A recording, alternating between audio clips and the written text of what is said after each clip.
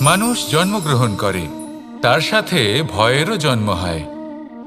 ছোটবেলা থেকেই আমাদের মনে কোনো না কোনো প্রকারের ভয় থেকেই যায়। কেউ এই বিষয়ে ভয় পায় যে তার কোনো বস্তু তার থেকে দূরে চলে যাবে। কেউ এই বিষয়ে ভয় পায় যে আমি নিজেকে হারিয়ে ফেলব। কেউ এই ভেবে ভয় পায় যে আমার প্রিয়জনেরা তারা যেন আমার থেকে দূরে না চলে যায়।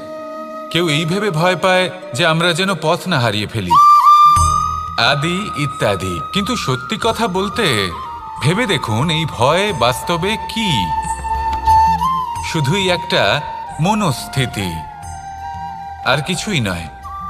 যা কিছু আপনি জীবনে পেয়েছেন তা একদিন আপনাকে হারাতে হবে। এই জীবন হলো আপনারই, কিন্তু তাও একদিন সমাপ্ত হবে। তাই ভয় পেয়ে কি লাভ? এই ভয় শুধু আপনাকে জীবনযাপন করা থেকে বাধা দিচ্ছে, আর কিচ্ছু নয়। পথ হারিয়ে ফেললেই বুঝতে পারবেন যে নতুন পথ কিভাবে বানাতে হয়। কিছু মানুষকে জীবন থেকে হারালে তবেই আপনি বুঝবেন যে আপনার আপনজনকে। এই ভয়ের কারণে ভীত হয়ে থাকবেন না। এই তারা নক্ষত্র অন্ধকারের অভাবে গুরুত্ব হারায়।